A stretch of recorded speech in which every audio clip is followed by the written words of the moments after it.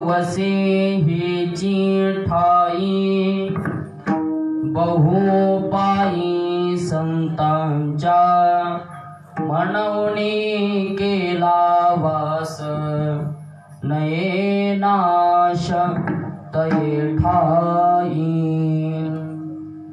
न करवे हाल चाली न करवे हाल चाली निवारली चिंता हे मनवणी केला वास नये नाश तये ठाई तुका म्हणे निवेतनु तुका म्हणे निवेतनु रजकनु लागता मनवणी केला वास नये नाश तये ठाई विठ्ठल विठ्ठला विठ्ठला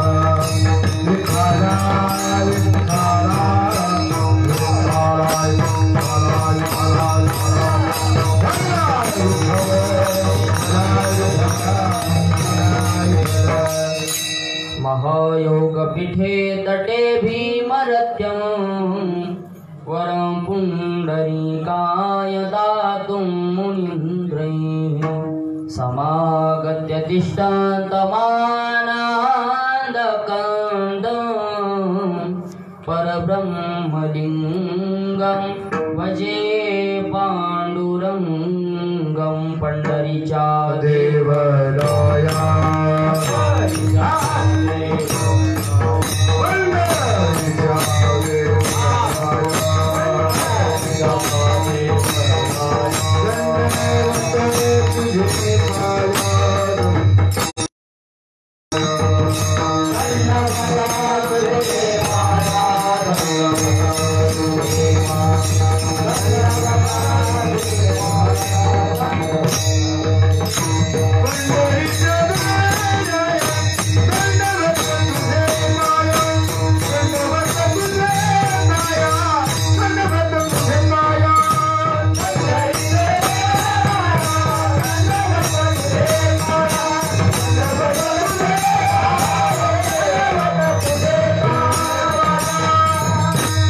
पंढरीच्या देवराया दंडवत तुझे पाया मनोजव मारुत तुल्य वेग जितेंद्रियं बुद्धिमता वरिष्ठं वातात्मजं वानरयोधमुख्यं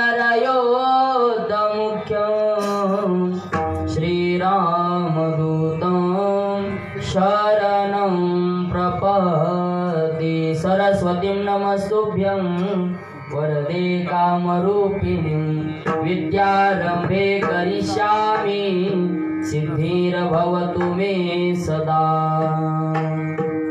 मस्तक हे पायावरी या वारकरी संतांच्या जिजा माऊली गे तुला वंदितो मी जिजा माऊली गे तुझ्या प्रेरणेने घडो लोकसेवा तुझ्या चिंतनाने सुखे काळ जावा तुझ्या प्रेरणेने घडो लोकसेवा तुझ्या चिंतनाने सुखे काळ जावा घडो अंत तो शांत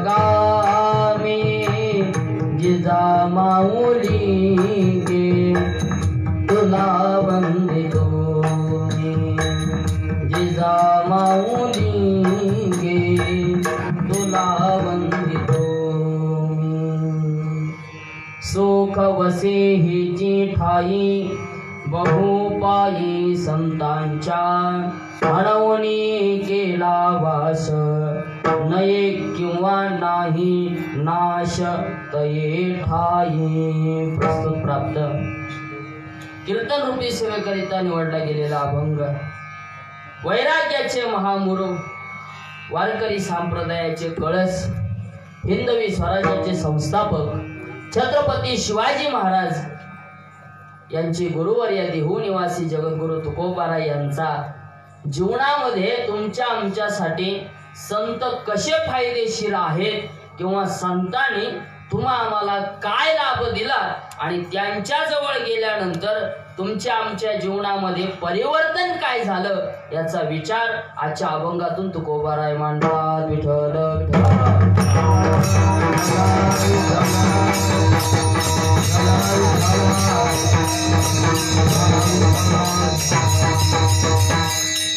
सेवेला प्रारंभ करण्यापूर्वी अल्पसा परिहार द्यायचा तो म्हणजे असा, आपल्या सर्वांना जवळजवळ ज्ञात आहे कारण माग 2 दिवस होऊन गेले, त्यामुळे तुम्हा सर्वांना कार्यक्रम कशा निमित्त आहे, काय कारण आहे, काय प्रयोजन आहे, काय नियोजन आहे. कारण कोणत्याही गोष्टीला 3 गोष्टी 4 गोष्टी महत्वाच्या आहेत. कोणत्या?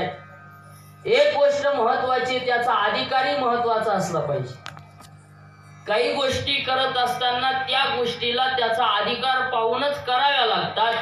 पंचकर्णामध्ये याचा विषय येतो. कारण या 4 गोष्टी प्रत्येक कार्याला, प्रत्येक ग्रंथाला, प्रत्येकाला महत्वाच्या आहेत. आणि म्हणून या कार्यक्रमाच्या अध्यक्षा किंवा अधिकारी म्हणावं लागेल, कारण त्या पदापर्यंत पोहोचलेल्या होत्या. म्हणून आज त्यांचं काय घडतंय? पुण्यस्मरण घडतंय. मला एक सहज प्रश्न पडला की ज्या माणसाने आयुष्यभर पुण्य केलं, परमार्थ केला, त्याचं काय करतो आपण? पुण्यस्मरण करतो. पण ज्याला नाही, कधी भजन केलं नाही, अशा माणसाचं काय करा? त्याला नाव तरी कसं द्यावं होय? म्हणून आपल्याकडे पद्धत आहे, जाऊ दे बाबा, नरकात जरी केला असलं तरी त्याचं काय टाकायचं पुढं? कैलासात पाठवायचे, नाही तर वैकुंठात पाठवायचे. कुठं पाठवायचं हे कोणाच्या हातात आहे? आपल्या हातात आहे. फक्त पत्रिकेपुरता विठ्ठल विठ्ठल.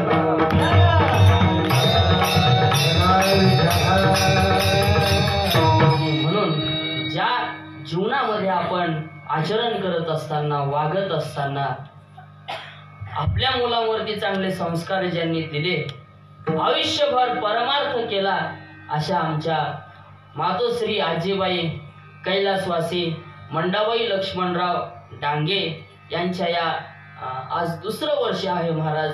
या 2ऱ्या वर्षामध्ये वरच्यावर जसं रोपटं दिसताना लहान दिसावं, पण त्या रोपट्याला जसं तुम्ही परत परत पुन्हा पुन्हा पाहाल, दिवसेंदिवस ते रोपटं आपल्याला कसं दिसतं?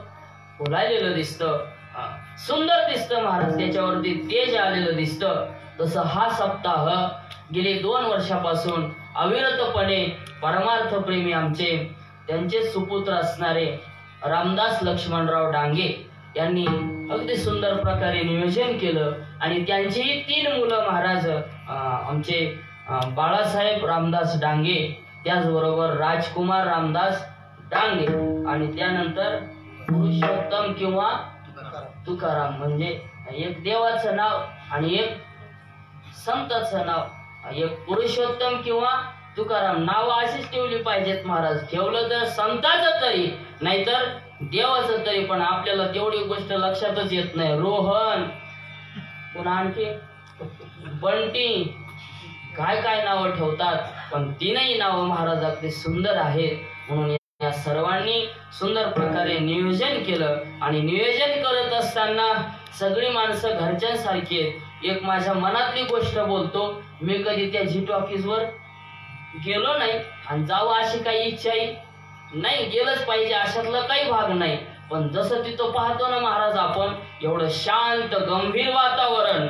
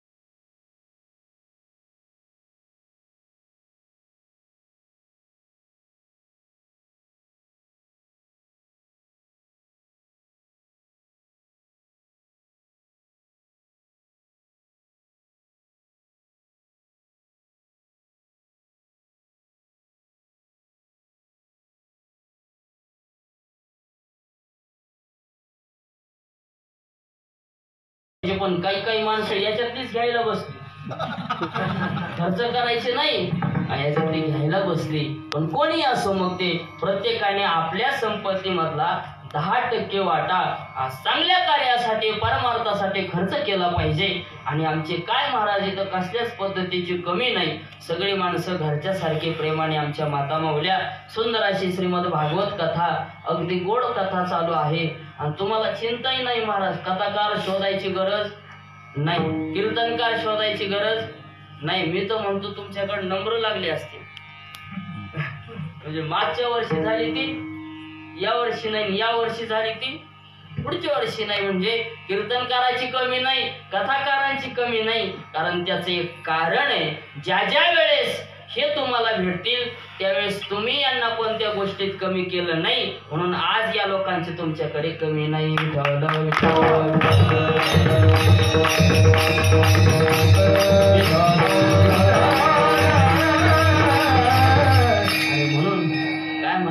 सगळी जवळची माणसं आहे, घरची माणसं आहे.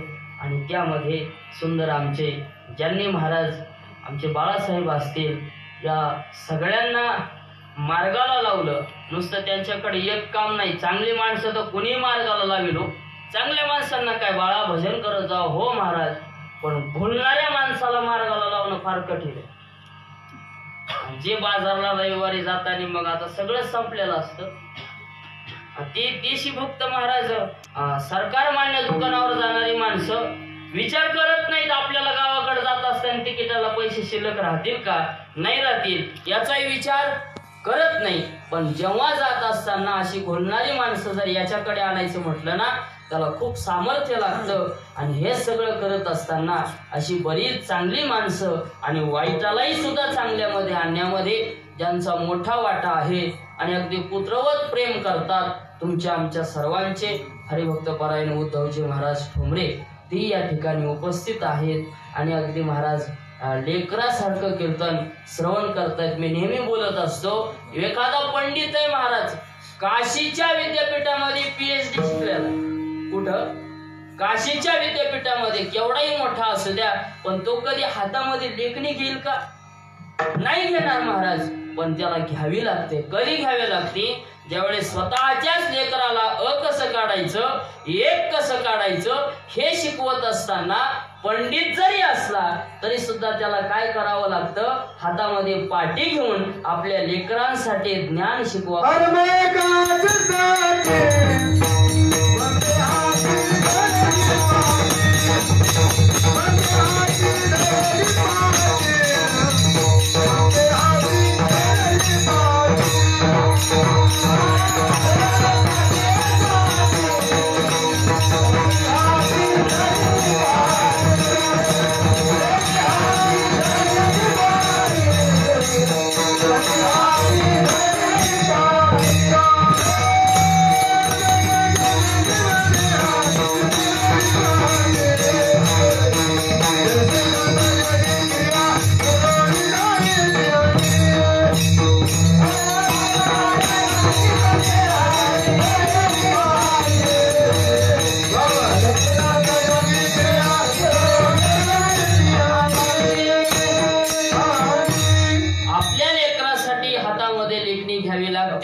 तसं तुम्ही सगळी मंडळी महाराज आज आपलं लेकरू म्हणून वयोवृद्ध, ज्ञानवृद्ध, तपोवृद्ध आहात. पण या लेकरासाठी आज तुम्ही सर्वजण पुढे बसलेला आहात. म्हणून सुंदर प्रकारे आमचे मृदंग वादक हरिभक्त परायण सिद्धेश्वर महाराज सोळंकी आहेत, त्याचबरोबर आमचे विभीषण महाराज आहेत आणि ही सर्व भजनी मंडळी आमचे माऊली महाराज आहेत. त्याचबरोबर आज गावाकडून आम्ही 3 चाकी वाहन आणलं, एरोप्लेन नाही. आमची सगळी भजनी मंडळी प्रेम करतात महाराज. सर्वजण ती या ठिकाणी बाळासाहेबांच्या विनंतीला, तुम्हा सर्वांच्या विनंतीला मान देऊन, त्याचबरोबर गेले 3 दिवस अगदी गोड आपल्या आवाजाने तुम्हा सर्वांना मुग्ध करून टाकत आहात. जसं कोकिळेचा आवाज गोड असतो तसं कोकिळेसारखं आमचे हरिभक्त परायण उद्धवजी महाराज आहेत, त्याचबरोबर पांचाळ महाराज, त्याचबरोबर आमचे तुकाराम महाराज आहेत चिखलीकर आणि तुम्ही सर्वजण मंडळी सगळी सगळ्यात जास्त एक माणूस मला फार आवडला ते म्हणजे आमचे इनेकरी महाराज. आमचे अण्णा या ठिकाणी उपस्थित असावा असा माणूस शोभतो महाराज. आणि काही काही इनेकरी त्याच्या पाहिलं की पण आमचे अण्णा कधी पहा महाराज हसलेले दिसणार असं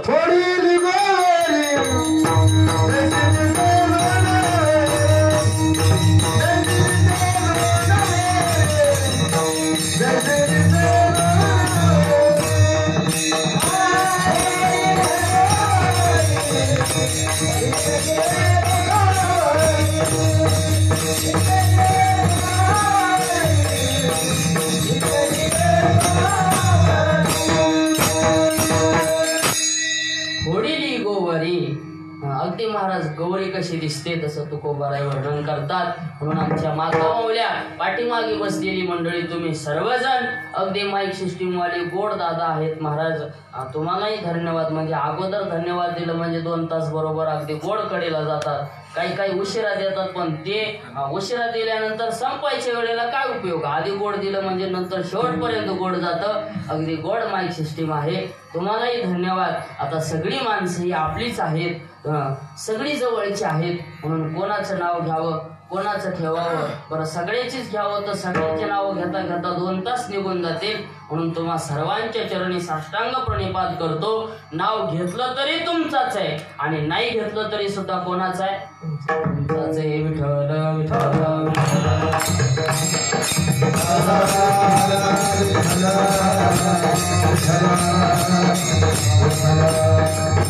म्हणून आजच्या या शुभमंगल अशा सुंदर वातावरणामध्ये तुम्ही आम्ही सर्वजण या ठिकाणी उपस्थित आहात. तुकोबाराय आज ज्यांचं वर्णन करतायत. वर्णन करत असताना तुकोबारायांनी आपल्या जीवनामध्ये अगोदर परिशीलन केलं. परिशीलन करत असताना आत्मपरीक्षण केलं आणि आत्मपरीक्षण करत असताना तुकोबाराय मनोमन विचार करतायत. आज आपण ज्या अर्थी पांडुरंग परमात्म्याच्या मार्गाला लागलो, ज्या अर्थी या वारकरी संप्रदायाच्या वाटेला लागलो, त्या अर्थी आपल्यामध्ये नक्की कोणाचा ना कोणाचा तरी काय आहे वाटा आहे. तुम्ही आम्ही या संसार सागरामध्ये येतो, या पृथ्वी तलावरती येतो. येत असताना येण्यासहित इथं कोणाचा तरी काय आहे महत्वाचा असा वाटा आहे. सगळ्यात मोठा वाटा आहे तो म्हणजे पांडुरंग परमात्म्याचा. परमात्म्याने तुम्हा आम्हाला जन्माला घातलं, अर्थात आमचे माता पित्यांनी तुम्हा आम्हाला जन्माला घातलं त्यांचा वाटा आहे. पण जन्म घातल्यानंतरही तुम्ही आम्ही जीवनामध्ये कसं वागायचं, तुम्ही आम्ही जीवनामध्ये कसं आचरण शिकवणाऱ्याचा सगळ्यात मला वाटतं काय आहे मोठा वाटा आहे. कारण आज माणसं चांगल्या मार्गाला लावणारे कमी आहेत पण वाईट मार्गाला लावणारे सगळ्यात कोण आहेत जास्त आहेत. कारण वाईट गोष्टी माणूस लवकर शिकतो त्यामुळे त्यांना काही फी वगैरे भरून शिकायचं काम पडत नाही. पण चांगल्या गोष्टी माणसाला शिकावाव्या लागत असताना बरीचशी माणसं तुमच्या आमच्या जीवनामध्ये तुमचं आमचं जीवन बदलवून टाकतात. नाही जायचं त्या वाटाकडे तुम्ही आम्ही जात असताना ती माणसं तुम्हाला आडवी येतात. बाळा तो रस्ता चांगला नाही, आड रानाने जाऊ नको. आड रानाने गेलास ना आड राणी भरले जग. तिकडे गेल्यानंतर काय होईल? काही नाही रे बाळा, तिकडे सगळे काय आहेत काटेच काटे आहेत. आणि हे आपलं सगळं जग कुठं भरलंय दिसतंय रस्त्याच्या कडेला पण भरलंय कुठं आड रानाने भरलंय. मग महाराज तुम्ही म्हणाल चांगलं कुठे? चांगलं तिथे जंबू नावाच्या द्वीपावरती जे त्याच्याकडे आले ते सगळे कुठे चांगल्या ठिकाणी आहेत, चांगल्या जागेवरती आहेत. बाकी सगळे आड रानाने भरलेले आहेत. पण महाराज तिथे गेल्यानंतर होतं काय? होतं म्हणे एक तिथं गेल्यानंतर तुम्हा आम्हाला सुख दुःखाचे काटे टोचायला लागतात. आणि टोचत असताना परिणाम एक आहे. भगवान परमात्म्याला तुम्ही आम्ही एक शब्द दिला. काय शब्द दिला? गर्भामध्ये असतानाच तुम्ही आम्ही या विठ्ठल विठ्ठल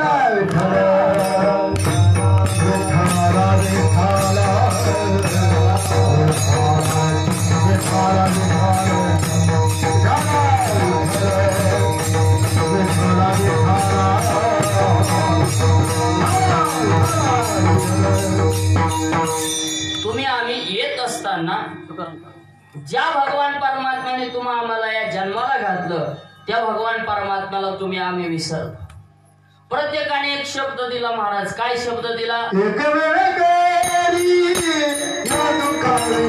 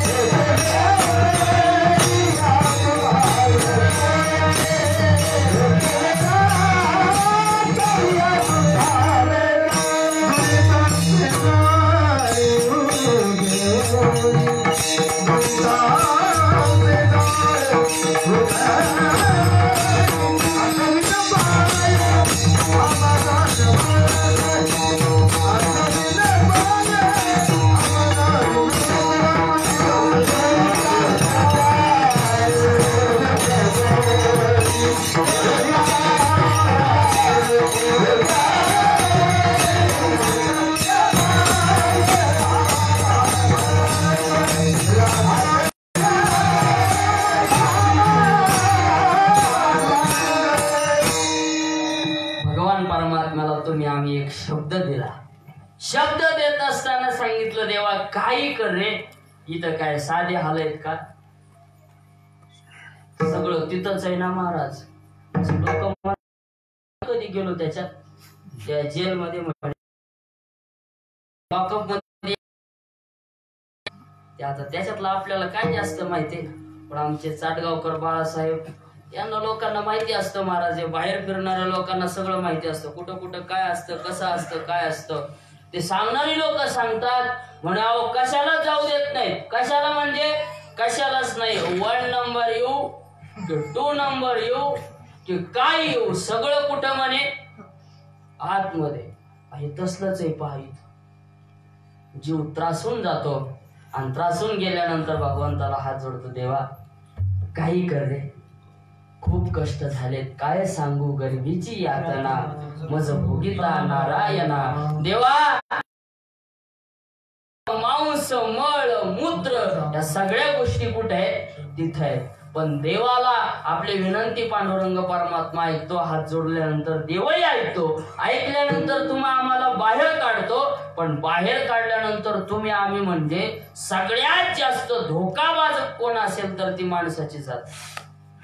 दुसरं कोणीच धोका देत नाही जगामध्ये. तुम्ही झाड धोका देणार नाही. एखाद्या प्राण्यावरती तुम्ही प्रेम करा ते प्राणी कधी तुम्हाला धोका देणार नाही. साधा कुत्र्याचा अनुभव पहा तुम्ही महाराज. दुसरं चाललं की भुकत आणि मालक आलं की जवळ येतं. काय येतं त्याचा परिणाम आहे.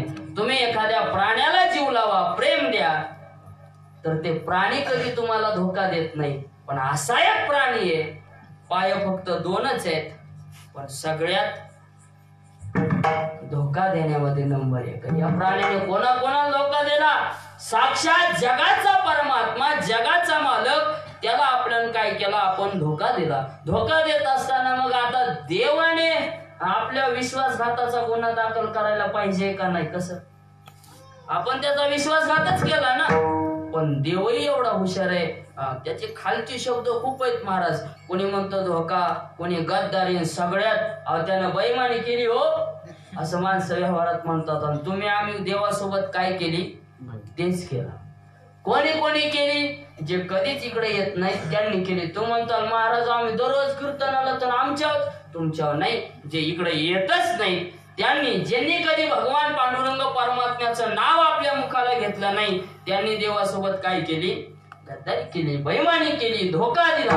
या सगळ्या गोष्टी महाराज ज्याने कधी देवाकडे गेला नाही त्याला लागू पडतात. तुम्हाला मग नेमके आस्ते तरी काय? आस्ते म्हणजे सोप्या भाषेत महाराज आपल्याच दिनरोड परिसरातील एका व्यक्तीने काय केलं? मस्त 2 बाजारला आल्यानंतर 2 बैलजोड्या घ्या. आणि 2 बैलजोड्या घेतल्यानंतर अख्खं लोक विचारायला लागला, का पाटील कितीला आणली, का कितीला आणली? तो सांगू लागला, हे बघा पैसे जाईना का गेले पण आपला नादच मिटला म्हणे.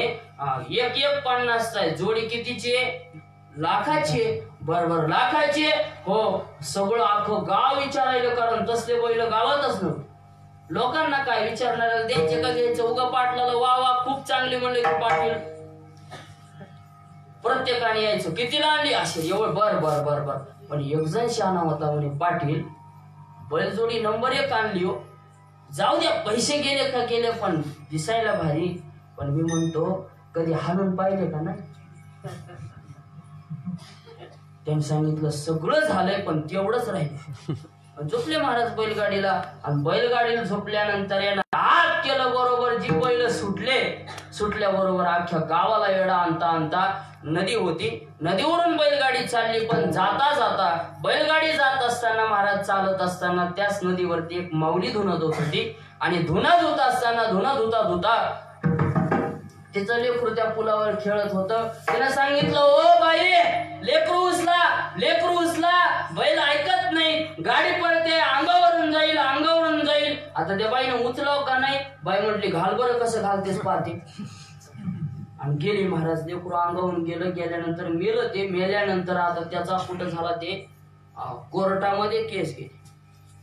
त्या बाईनं टाकल्यानंतर सगळं झालं. वकिलाला सांगितलं, वकील साहेब बैल लाखाचे होते पण बैलामुळे आता जेलमध्ये आलो, हवा आणखी 50 जाऊ द्या, पण आपल्याला निर्दोष सोडवा.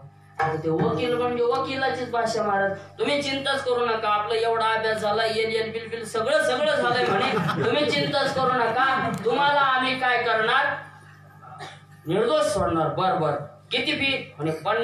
55 घ्या, पण आपल्याला काय करा, निर्दोष सोडा.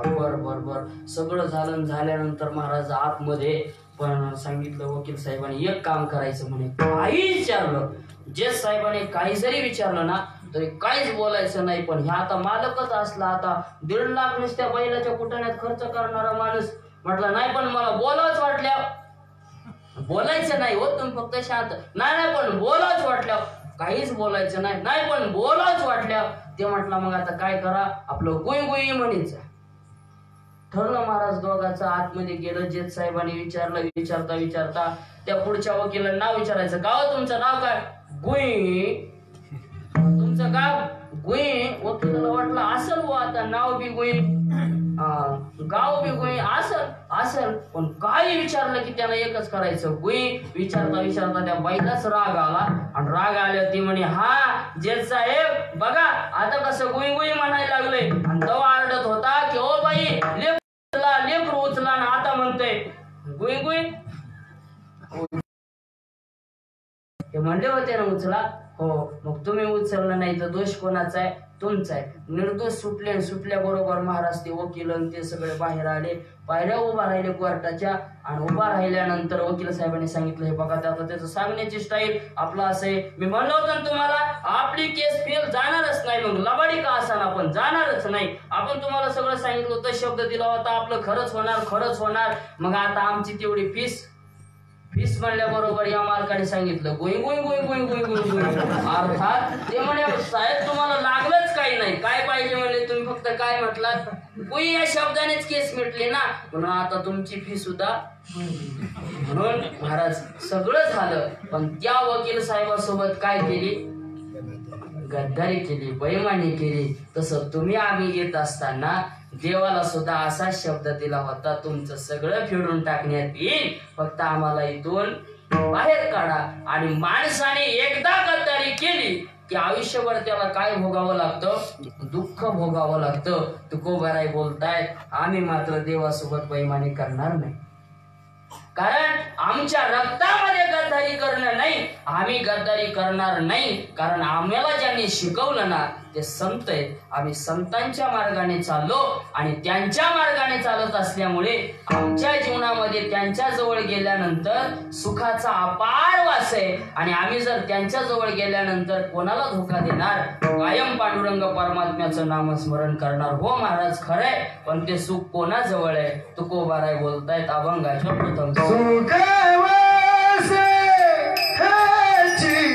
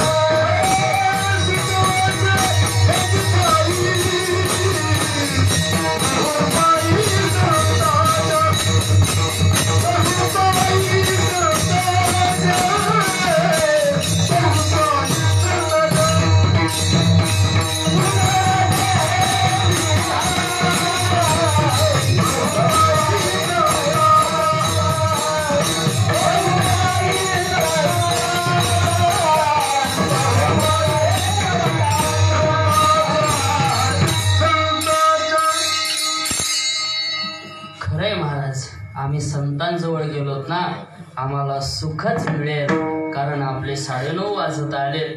त्यामुळं आता फक्त त्या खटवांगरायाला तरी 1 तास होता, पण माझ्या वाट्याला किती राहिले? अर्धा तास शिल्लक राहिलाय.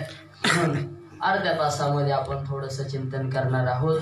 खरंय महाराज, संतांजवळ गेल्यानंतर सुखच मिळतं, कारण आम्ही अनेक ठिकाणी शोधलं पण तिथं आम्हाला नाही सापडलं. कारण जिथं शोधत होतो ना तिथं ते सापडायची जागाच नव्हती. हरवलं होतं दुसरीकडं, तुम्ही आम्ही सापडत बसलो तिसरीकडं. ते नाही का एक दृष्टांत पहा. एक आजीबाई घरात म्हणे सुई शोधायला लागली. सुई शोधत असताना सुई हरवली घरामध्ये आणि रस्त्याला आली. ते सौर ऊर्जेचे ते पाट्यावाले बल्ब नसतात का, त्याच्या खाली शोधायला लागली. येत असताना एक शहाणा माणूस आला. का हो बाई, का हरवलंय?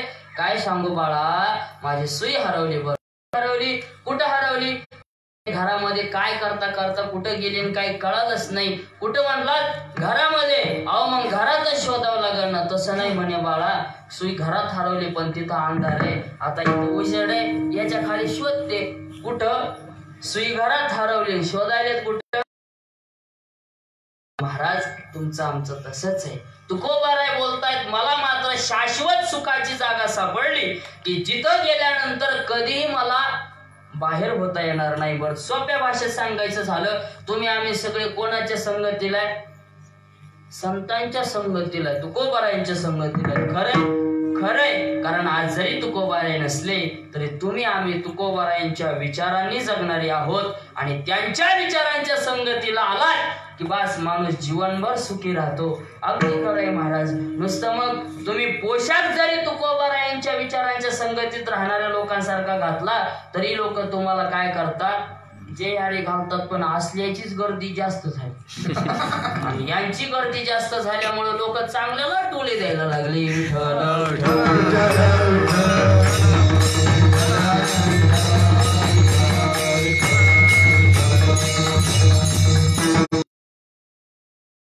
संगतीला जा, समाधानी राहाल, आणि वाईटाच्या संगतीला जाल, नक्की दुःखी राहाल. सोप्या भाषेत आताचा अनुभव आमचे चिंचवणकर महाराज, बरोबर आहे ना, चिंचवणचे महाराज, ते चालत येऊ लागले. महाराज कुठून पहा, याचा छंद केवढा असतो. तुम्ही आम्ही अशी माणसं आहेत ज्याला आती लागलं ना महाराज, त्याला त्याची किंमत कळत नाही. पण एकदा का त्याला त्याचं व्यसन जडलं, छंद जडला की माणूस काही करेल, पण तिथं जाईल. आता हे चालत कुठून निघाले होते? त्या कचारवाडीच्या फाट्यापासून, म्हणजे हिंगणीपासून. आणि चालत असताना त्यांनी आम्हाला नाही हात केला, पण आमच्या पुढच्या गाडीला हात केला. आता त्या हातावाला म्हणजे आता गाडीवालाच होता तो. त्यानं महाराज यांना हुलकावणी दिली. एकटाच होता पण निघून गेला. पण निघून गेल्यानंतर आम्ही पाठीमागून आलो आणि सहज त्यांच्या पेहरावून ओळखलं, हे माणूस बहुतेक वारकरी माणूस, पण बहुतेक पुढे जायचं असेल, आपण घेऊन. नंतर आमच्या लक्षात आलं की हे माणूस दुसरीकडे नाही तर आपल्याच कीर्तनाला चाललाय. अर्थात इतक्या लांबून चालत येत असताना तुम्ही सहज संतांच्या संगतीला जा, तुम्ही यांच्या विचाराने जगा, नक्की जीवन सुखी व्हा.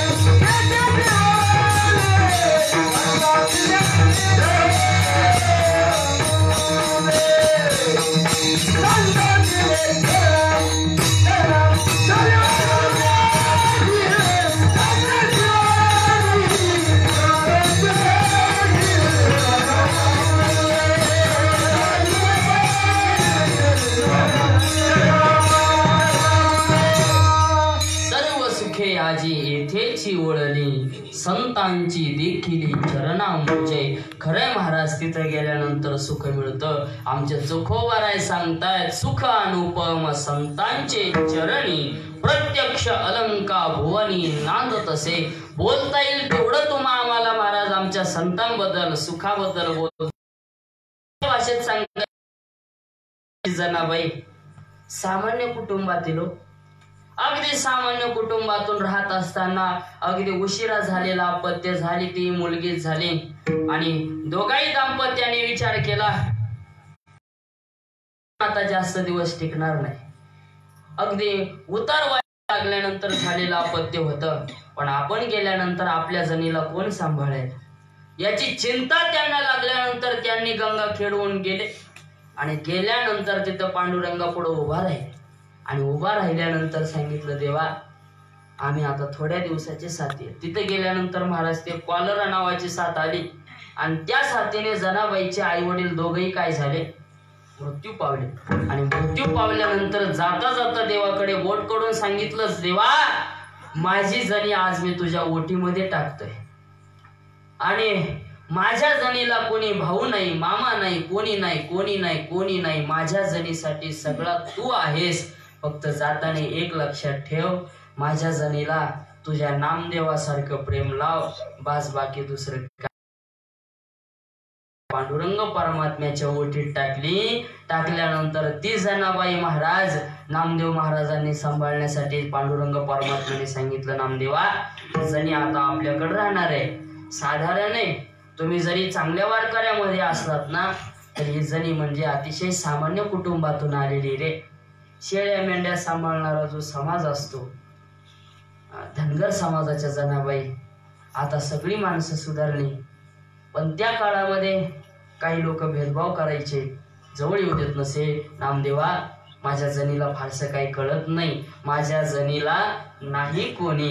आणि तो चक्रपाणी जनाबाईसाठी अश्रू गाळतोय, नामदेवा काही कर रे, पण एवढी जनाबाई तू तुझ्या घरी घेऊन जा. आणि नामदेवाने सांगितलं, देवा आमच्याच घरी आता सगळा गर्दा झालाय, तुमचं कुठं मांडायचंय. बर थोडी माणसं होती का नामदेव महाराजाच्या घरी? नामदेवाचे घरी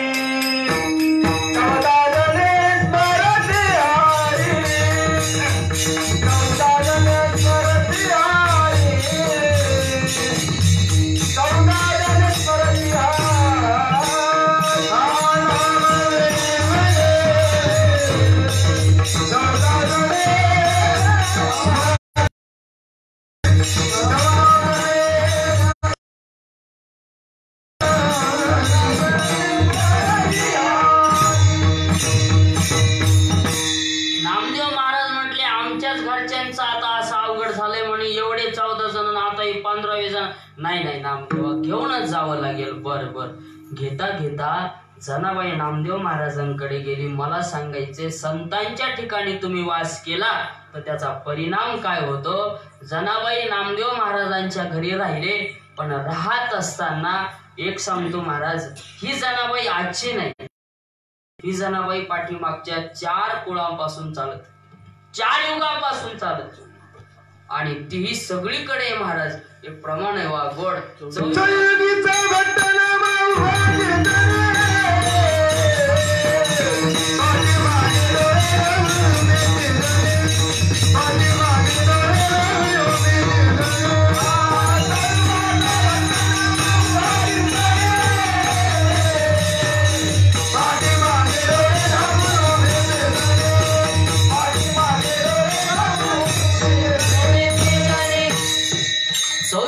नामा 4 युगांपासून जसे नामदेवराय सोबत आहेत ना, तशी जनाबाई सुद्धा काय आहे, सोबत आहे. आता त्याचं चिंतन करायला आपल्याला वेळ नाही, पण पुढे चालत असताना अधिकार एवढा वाढला की महाराज जनाबाईने आपल्या हाताने पांडुरंग परमात्म्याला घास भरावा.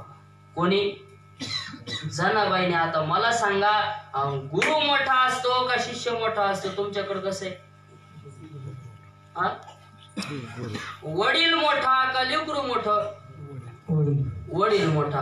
पण आता कधी कधी कोणी कोणाच्या पाया पडावं? वडिलाच्या पाया पडावं लेकरानं का लेकराच्या पाया वडिलांना पडावं? वडिलाच्या पाया पडावं, पण कीर्तनाला उभा राहिल्या.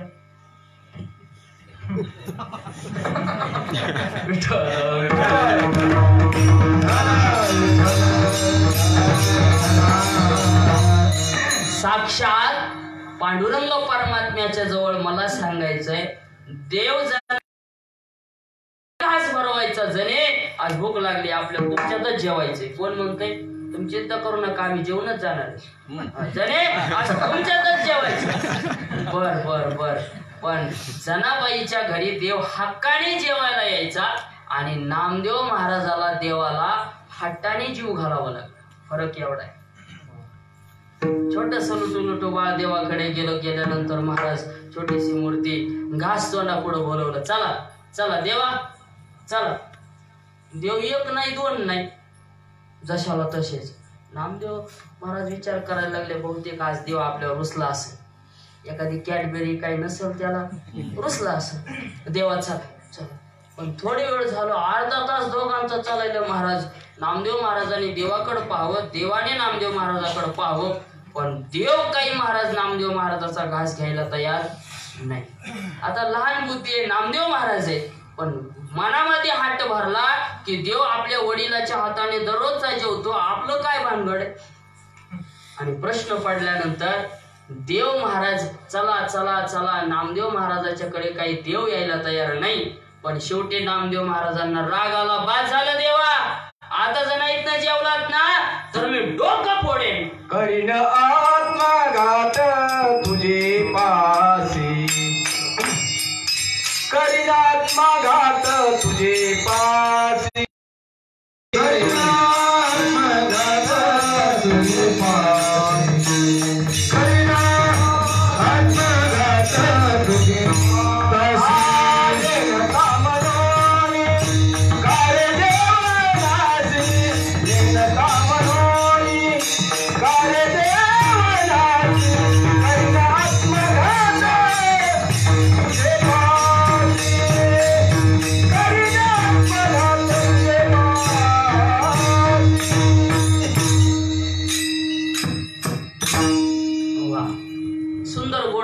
दिला. आपली आता वेळ होत आलेली आहे.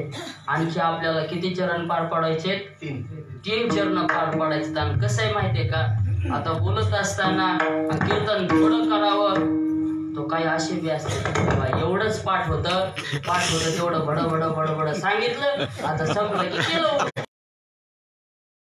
आणि जास्त लांबवलं, मी लांबवलो, तुमचं वेगळं आहे. मोठी माणसं काही करू शकतात, कारण सगळ्यांना विश्वास आहे महाराज. पण काही लोकांना आमच्याकडे पांडवच वाटत नाही महाराज, असं असा मोठा प्रश्न आहे महाराज. आतापर्यंत बरेचसे अनुभव आहेत की उभं राहीपर्यंतही लोकांना वाटत नाही महाराज आहे म्हणून. आता आपण सगळे परिचयाचे, पण नवीन जागेवरती असं लोकांना वाटतं.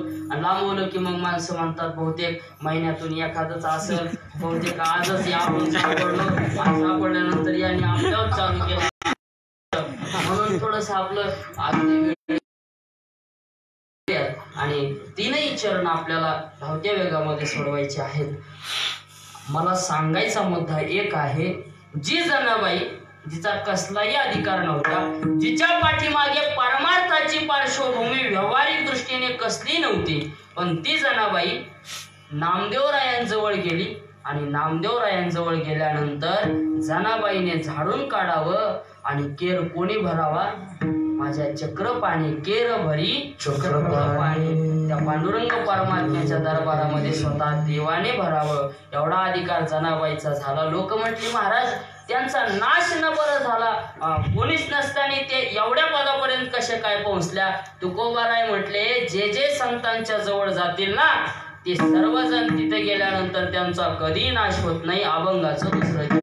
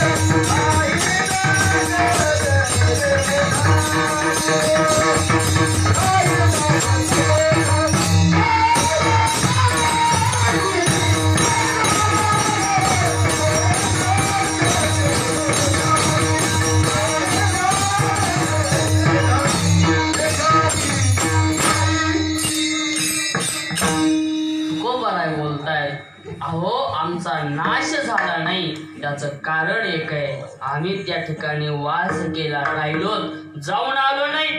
वास करण्यामध्ये आणि जाऊन येण्यामध्ये फरक आहे. तुम्ही आम्ही संतांजवळ जातो पण लगेच पाहतो गावाकडे किती वाजता. जाऊन येण्यामध्ये फरक आहे आणि वास करण्यामध्ये फरक आहे. मग तुम्ही म्हणाल आम्ही सगळेच आळंदीत देऊ मध्ये जाऊन राहिल्यावर कसं होईल, त्या विचार नाही. पण आध्यात्मिक विचाराने तुम्ही विचार केला तर काही लोक संतांजवळ जातात पण कामापुरते जातात, स्वार्थापुरते जातात. आणि काही माणसं कसल्याही प्रकारचा स्वार्थ घेऊन जात नाहीत तर त्यांच्या विचारांची शिदोरी घेऊन कायम त्या ठिकाणी वास करतात. म्हणून आज हे तुमचं आमचं जे नातं आहे महाराज, हे नातं व्यावहारिक दृष्टीने कोणाचंच नाही. हे नाते टिकतही नाहीत महाराज. कोणाचा सखा मामा, कोणाची चुलत मावशी, कोणाचं काय या नात्यामध्ये एवढं प्रेम नाही. तेवढं प्रेम कोणत्या नात्यात आहे? या नात्यात आहे. कारण ह्या नात्यामध्ये कसल्याही प्रकारचा स्वार्थ नाही. आज तुम्ही सगळी माणसं प्रेम करतात. माझ्याकडून मला नक्की माहिती की तुम्हाला कसल्याही प्रकारची अपेक्षा असली तर सांगा, पण नाही एवढी तर मात्र शक्य आहे. जेवढं काही मला करणं होईल तेवढं मी करण्याचा प्रयत्नही करेल तुम्ही सांगितले तर. पण मलाही सांगायचं झालं तर तुमच्याकडून कोणत्याही प्रकारची अपेक्षा नाही. कारण वास्तविक पाहता मी कधी आयुष्यामध्ये स्वार्थासाठी कोणाबरोबर नातं जोडत नाही. आणि मला त्या स्वार्थासाठी, कारण स्वार्थासाठी तुम्ही नातं जोडलं की नक्की काही ना काही दिवसामध्ये ते नातं तुटल्याशिवाय राहत नाही. म्हणून निस्वार्थ वृत्तीने नातं जोडा, ते आयुष्यभर टिकून राहील. तुकोबाराय बोलतायत आम्ही संतांकडे स्वार्थ घेऊन गेलो नाही तर आम्ही निस्वार्थी होऊन गेलोत. आणि निस्वार्थी होऊन गेल्यामुळे आज आम्ही संतांच्या जवळ राहिलोत. आमचा नाश झाला नाही आणि नाश न झाल्यामुळे आम्ही कायम पांडुरंग परमात्म्याचे भक्त झालो. पण तुकोबाराय तुम्ही संतांकडे जात असताना कसं काय हालचाल वगैरे काही जमतं का नाही तिथं? आम्ही असे तुम्ही तसे.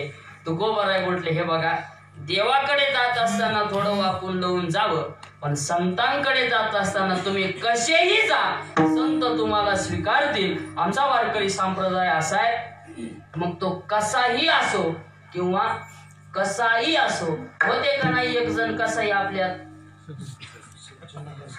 होते महाराज. कसाही असला तरी चालतो आणि कसाही असला तरी चालतो. शब्दात थोडा फरक आहे पण दोघही अर्थ सारखेच आहेत. सगळ्यांना सामावून घेणारा वारकरी संप्रदाय तुकोबाराय बोलतात तशी काय अडचण नाही. फक्त एकदा तिथं गेलात ना तर तुमची कसलीही चिंता असू द्या, फक्त हालचाल करू नका. कायम उग पडून राहीन काय काय वारकरी गोड आहेत. काय सप्ताह कस काय बाबा, मग हरिपाठ, गाथा, भजन, सप्ताह, भागवत, कीर्तन कसं आहे बाबा? आपल्याला आता जास्त होत नाही म्हणून आपण एकच धरलं पा पडून राहेन आई वास विठ्ठल.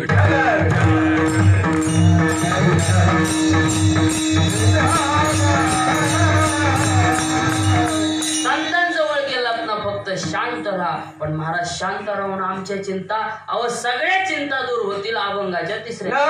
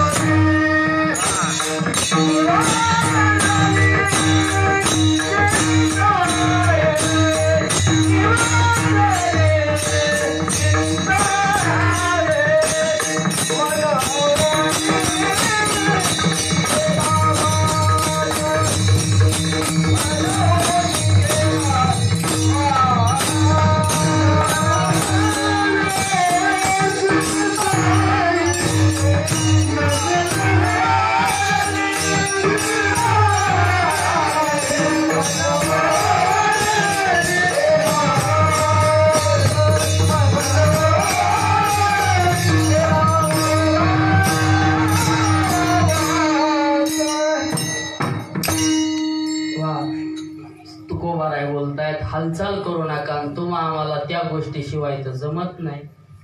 काही वारकरी संप्रदायामध्ये काही महत्वाचे असे नियम आहेत, सोपे नियम आहेत, पण माणसाला ती करावे वाटत नाही. हालचाल करू नका. अर्थात म्हणाला आता हालचाल करायचं ना म्हटलं अवघड आहे. तसं काय नाही. आपल्या कीर्तनात मांडी मोडली तरी चालते, तर दुखतेच महाराज लोकांचे, म्हणून इकडचा पाय इकडं इकडचा पाय तिकडं केला तरी चालतो, फक्त झोपल्यावर कीर्तनाचा काय उपयोग. म्हणून हालचाल करा, पण कधी व्यावहारिक दृष्टीने हालचाल करा, पण तुमची आमची एका माणसावर श्रद्धा राहत नाही, एका देवावर श्रद्धा राहत नाही. तुम्ही आम्ही सतत हालचाल नाही. यांचं थोडं असंच आहे.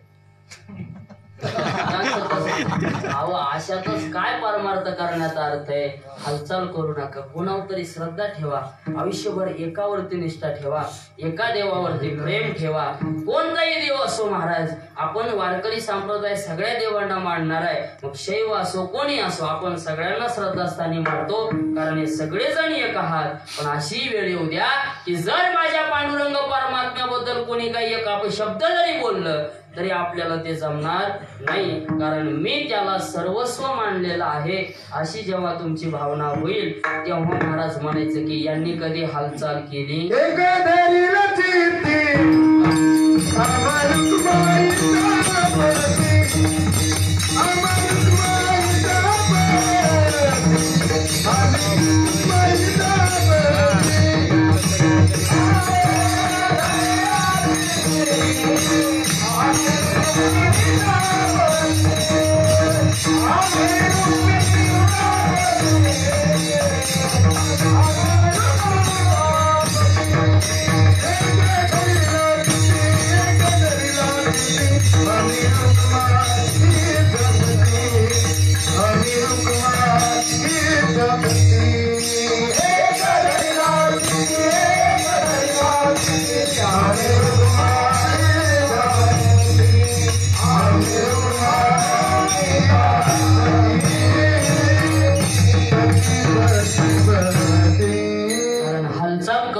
तुकोबाराय बोलतायत एक धरीला चित्ती,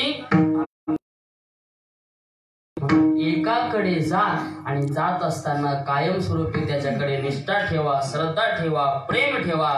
हालचाल जर केली नाही ना महाराज, चिंताच नाही. आणि हालचाल केली की नक्की पाठीमागे चिंता लागते. व्यवहारातही तुम्ही पहा महाराज, उगा आपलं हे खाट टाकू का ते टाकून ते टाकू का हे टाकू. एक जणांना पहिलं बी पेरलं चांगलं दिसाना म्हटलं आता चट हे नाही काढायचं, आपल्याला दुसरंच पेरायचं. आता उगवलेलं तर येऊ द्यावं लागेल ना. चांगलं त्याला तुम्ही खात पाणी घाला, चांगलं प्रेम. मनुष्याच्या दृष्टीने एखादा माणूस तुमच्या नवीन संपर्कात आला, त्या अगोदर त्याचा स्वभाव कळू द्या, त्याला तुमचा कळू द्या. कळाल्यानंतर मग पुढं पुढं तुमच्याबद्दल त्यांच्याबद्दल प्रेम वाढत राहील आणि माणूस जवळ घेईल. आल्याबरोबर त्याला तुम्ही असं ते मांजर कशी एखादी उंदराव अशी कपून पाहते तसं पाहिलं तर ते कसं जवळ येईल. म्हणून प्रेम द्या, श्रद्धा ठेवा, निष्ठा ठेवा. तुकोबाराय बोलतायत नक्कीच चिंता दूर होईल. म्हणून आता आपलं जास्त वेळ